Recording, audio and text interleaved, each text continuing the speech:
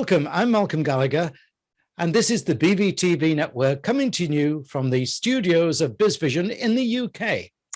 Now, of the sectors hurt the most from the pandemic, travel, tourism and hospitality has certainly borne the brunt of the impact and is likely to continue to do so for many years to come. As someone who's worked in those businesses for 50 years, I know how they're reeling, working hard to recover and under pressure. But there are also emotional businesses where the media loves a negative story. So I've asked back my guest today, a true cross-communications management expert in those great sectors. He knows about crisis pressure. He's written a book about it, Leaders Under Fire, the CEO's Survival Guide to Navigating Corporate Crisis. From CheckMate Public Affairs, let's go say hello again to Jeff Chatterton. Hello, Jeff. Malcolm, it is so great to see you again. And I just like coming to Canada. I'm in Kingston, Ontario, long way from all those fires, aren't I? You're about 3 time zones away from all of those fires that you're hearing and reading about over in Western Canada. Kingston's much closer to where I am in the province of Ontario, much closer to the middle. Yes, but still, you know, they are a crisis for business, aren't they? Those fires. It's funny because there are 2 types of crisis that you're dealing with when it comes to the wildfires, which is obviously the threat to life and limb. That no one is going to take anything away from that. But the bigger issue that we're seeing is it's a threat to people who are so desperate for the tourism dollars. People are afraid to travel to that affected area, even if the fires are relatively minor or if they're not affecting the tourism destinations. People don't know that. And so how do you communicate? Yeah, we're safe, we're open, come on out. It's an ongoing challenge that's going to be increasingly common. Yes, with global warming. Yeah, I can see that. Viewers and listeners, my business of travel, tourism and hospitality talk with Jeff will be in 3 parts. Now, first, I'll ask him his advice on avoiding creating crises during recovery. In part 2, I'll ask him about emerging crisis trends. And in part 3, we'll focus on hotels and talk about reputation management at a time of crisis. But Jeff, can you kindly remind us briefly who Jeff Chatterton is and what your book Leaders Under Fire is all about, relevant to travel, tourism and hospitality? Jeff Chatterton is a consummate smart aleck. He is I can't talk about myself in the third person. I am a high stakes and crisis communications specialist. I work with organizations across the globe when things go less than normally and less than optimally. So I've worked with convention centers, arenas, major tourism attractions and destinations everywhere from Sydney to Stockholm. Post volcano or post earthquake recovery experts in Ecuador and Indonesia, everywhere in between.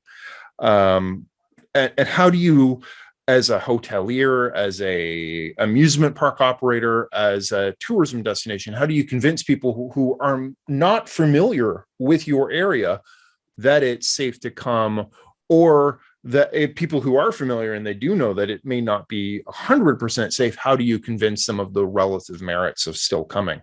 And do it in a way that doesn't involve cutting prices or laying off staff. So that's what I've been focusing on for the last 20 years. Excellent. Now, your book, Leaders Under Fire, how relevant is it to travel, tourism, hospitality? It's incredibly relevant. So we tell the story about different leaders and different leaders under fire. I have several case studies in there about different aviation incidents, whether it's a fictional case study that we run throughout the entire story. Now, the fictional case study deals with a mining company, but it's not hard to come up with a relevant scenario that would have played out very similarly within the tourism sector. The industry sector is relatively unimportant. What's important is, how do we convince people that we have their best interests at heart? Yeah, I can see that now. Let's move to part one. The pandemic, the COVID pandemic, has hurt the sectors hard. And my fear is that the need for recovery may create dangerous shortcuts, some voluntary, others mandatory, and those may result in crises. What's your thoughts here and advice? So we're in a really fascinating time right now. I used to tell clients, and by used to, I mean 6 months ago. 6 months ago, I told every client I had, if you need to do layoffs, if you need to completely revise your entire business model, this is the time to do it. Because quite frankly, you could sacrifice virgins out in your parking lot. Right. And if the media ever came to you and said, what on earth are you doing? Your answer is relatively simple, which is, COVID. Yeah. And people go, yeah, COVID, what do you do? Right? We're not in that time anymore. The time for a big free hall pass is gone. What we're dealing with are people who are much more aware, much more acutely aware of what's going on out there in the world, and tourism operators who are trying to communicate in a very noisy market, but they're doing it without the staff, because every operator I know is desperate to either rehire or to keep the people that they have. It's been a fascinating time. And I don't, in a time, it's funny because if you'd said to me in March 2020, hey, everyone's going to be laid off, people are going to be, you'd think people are desperate for work, and it's not the case. No. Totally. It's not the case at all. Yeah. What I meant by the cutting of the corners, you clearly covered there, because what I was trying to say is that, everybody wants to get back, and you think we can get away with what we could have got away with, as you quite can't do it said. anymore. No. And where companies get into trouble is not COVID. COVID isn't the problem. It's your reaction to COVID that is the problem. If you had to lay off a bunch of employees, that's okay. People get that. Everyone's gone through, like I said, you could sacrifice the virgins in the parking lot. You could have done whatever you need to do. But today we're in an era where you need to be able to justify your actions, and you need to be able to do it with integrity. And it's not necessarily the media. It's not the public. It's your own employees. It's your own investors. It's your own stakeholders. Those are the audiences that are I am finding most of my clients are having the biggest challenges with. So what you're providing your clients with is almost a 360-degree view of who may be interested in impacting them. If you're a leader under fire, if you can feel that sword at the back of your neck, chances are good it's coming from one of three places, which is the general public and the media. That's the first one that everyone typically thinks of. What we have found in the last 6 months, in the last 3 months specifically, it's definitely coming from the employees and your other, what I call other internal stakeholders. And that's your investors, that's your board of directors, those your regulators, those sorts of organizations that the public doesn't really need to know about. But they are just as much an audience for you. And frankly, they're just as much a threat for you if you're the CEO or any sort of C-suite executive in a tourism operation. Yeah. An interesting thing from the UK, they're saying that 1 in 4 employees now are actively looking to move from their present employer because they were badly handled during the pandemic. Yes. And those are the most dangerous employees, aren't they? And the problem with, and if forgive my language if I'm going to be direct here, but the problem with pissed off employees is that those secrets that you thought were hiding in the closet, they're not hiding in the closet anymore. They're and it doesn't matter whether or not the skeletons are real or not. The fact that they're going to come out there and tell people you've got skeletons in your closet, is a threat in and of itself. So what every tourism leader needs to be doing right now is having a frank conversation with your own people. You need to be looking at your own internal messaging, and you need to be taking a look at your own situation and going, if we're going to get into trouble, where is that going to come from? Because chances are good the next time you get into trouble, it's not where you thought it was. It's going to come out of left field. And that's where people get into trouble, because they're not prepared for it. Yeah. That's where your experience will help them, because you've been under fire a lot. You've seen plenty of fires. Okay, Jeff, before we move to part 2, let me just remind everyone of your URL, your website address for your book, which is, obviously, viewers, you can see it on the screen, but I'm going to help listeners by spelling it out. It's all the W's, leadersunderfire.com. So that's leaders with an S, underfire.com. So I say, viewers, you can see it on the screen. I've spelt it out for listeners. Go there and you can get Jeff's great book for free. Plus you'll just pay the local post and packaging. Right, part 2. I'm asking you to get out Jeff's crystal ball here. You have got one, I'm sure you have. Yeah. What emerging crisis trends do you see today in travel, tourism, and hospitality that leaders need to think about? I mean, cybersecurity is one that springs to mind. What's your thoughts here? I agree. Cybersecurity is increasingly relevant. What I tell people is that there are really only 3 types of crisis. There are threats to health and safety, and that is, if your hotel is going to collapse, that is obviously a threat to health and safety. If it's on fire, that is a threat to health and safety. There is a threat to your wallet, and that tends to be where cybersecurity issues come from. If I give you my credit card information, is that data safe? That's an increasingly relevant risk. What are you doing, not just to keep that data safe, but what are you doing to convince people that you have a safe process, or that you legitimately followed all the proper steps, even though you got hacked? What are the things that you can do in order to convince people to give you the benefit of the doubt? The third, and the one that's the most damaging in an image sensitive industry, and it's the most nefarious and it's the most nebulous, are threats to feelings. Right. Whether your employees are fed up with the way they're being treated and they're considering joining a union, that for a lot of business owners would be a legitimate threat. Whether a disgruntled former employee is pissed off about the way that they were dismissed and they're going to call in the labor standards organization or the workplace health and safety people.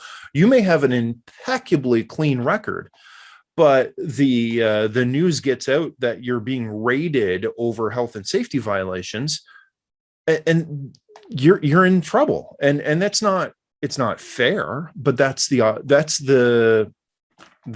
operating environment that everyone is dealing with these days. Do you think people take enough notice in the business of the let me call it the power of organizations like TripAdvisor or Yelp?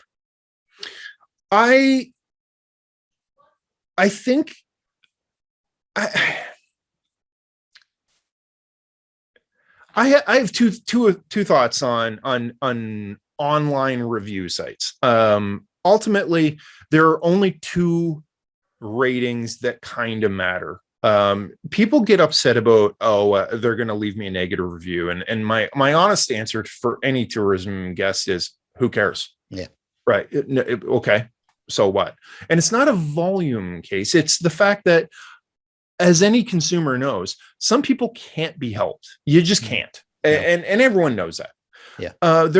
If I saw a perfect 5.0 on a review, I'm suspicious. I know that those have been doctored. And don't tell me they're not doctored. There are tons of companies that completely, squirrely, icky scam filled organizations that'll, promise to hack review sites or do all sorts of weird things like that. Anything really, there's only 3 ratings, which is 1, 3, and 4. 3 is the middle of the world. Somewhere in a 4, you're going to be fine, right? If you've got a 1, you got some legitimate issues that you need to be addressing. You shouldn't be in business in the first place. But stop paying attention to the review sites, as long as, for the most part, they're good. You're fine. And the bigger threat are the news headlines. It's the union drive. It's the things like that. What I've seen time and time again are people who get it in their head, hey, I'm worried about our reputation. And as a result, they focus on review sites. And the message I would give to just about everyone out there, review sites are not the same thing as your reputation, and they're not the same thing as your online reputation.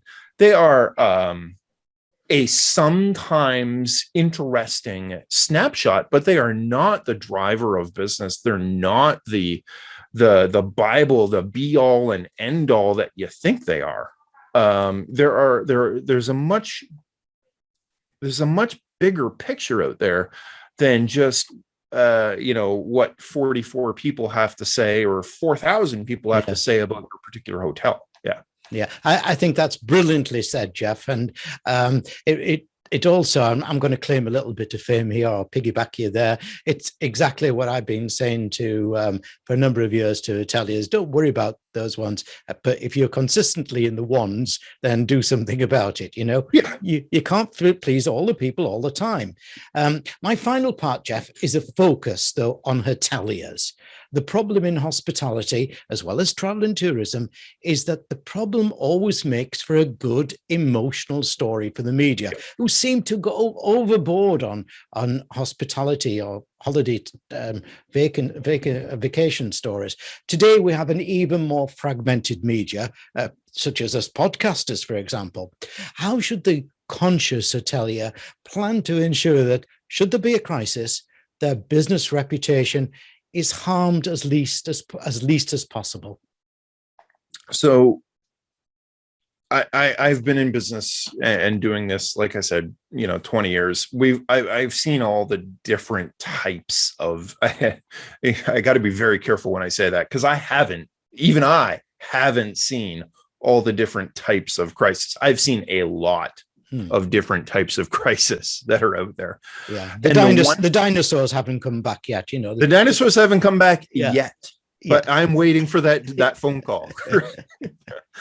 But what is universal is whether or not there is the perception that a hotelier is legitimately, honestly, and empathetically trying to do right by the customer.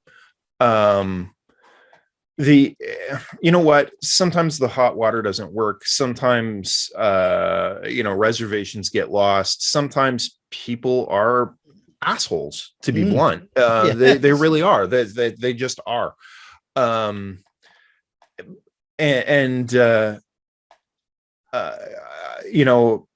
Time and time again, I have seen a crisis just melt away with a few well-placed words that say, you know what, we've asked ourselves that very same question that Mr. Gallagher is asking, and this is what we found. The hot water wasn't working that day, and we felt awful about it. We tried to do everything we could. We even called our competitor and asked if we could, shuttle Mr. Gallagher over to that particular facility in order to shower before his flight. Unfortunately, that wasn't able to work. We offered Mr. Gallagher a credit for a future stay. He didn't want to take that. We feel bad about it. We hope he'll forgive us, and we look forward to working with him in the future. And people go, eh. Yeah. You answered it, didn't you? Yeah. Mr. Manager. Yeah, you answered it. Yeah. And surely that is the thing, not hide from any crisis. And I've watched hoteliers hide from crises? And it doesn't matter whether it's a hotelier. It doesn't matter whether we're dealing with personal reputation issues. I'll give you a completely non-hotel related example, and I'll show you how it ties in. I was working with a sports coach who is accused of saying some pretty awful things about the LGBTQ community in the past. Right. And he initially tried to deny it. He was like, "Oh, I would never do that." And our advice to him was, own it. You know what? Yeah. You know what? I look back at myself and I realize, yeah, I've evolved as a person. I probably said some really horrible things in the past. I can't believe I've done that. I am grateful I've had the opportunity to grow. All I can do is look forward to resolving this in the future and making sure that it doesn't happen again. And every single person who is reasonable is going to go, "Man, who hasn't done stupid stuff?"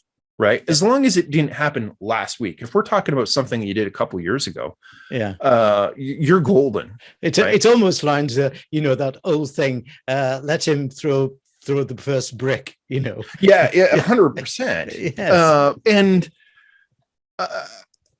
And yeah, we've all seen it. We've seen the hotel sites where people said, "You know what? Yeah, Mr. Gallagher has a legitimate complaint. That did not go perfectly. We feel bad. We're gonna honestly try to make this up." And if you've got a TripAdvisor board full of stories like that, well, I'd say you need to fire your operations manager and do a better job. But in terms of your reputation, that's not the challenge, right? It really does boil down to empathy. They just need to know that you know how they feel. And if you can communicate that you know how they feel, the facts and the data around the fire, the crisis, the union drive, the hot water not working in the morning shower, whatever, all of that stuff, that's irrelevant. As long as you can communicate to your guests and to your stakeholders, you know what, we understand how you feel without saying those words. That's 50% of your problem that's just evaporated right in front of you. Yeah, I think that's a brilliant piece of advice, Jeff. But particularly, we'll just remind people that word, and trust me as well, I've been there over the years, that word that you want is empathy. I started by admitting my passion for the travel, tourism and hospitality sector. It should be 50 years. I know everyone working it.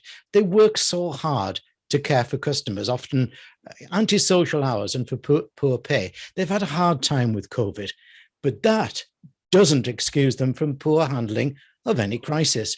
My guest today, Jeff Chatterton, has once again proven he knows his stuff and he's there to help. Thanks, Jeff.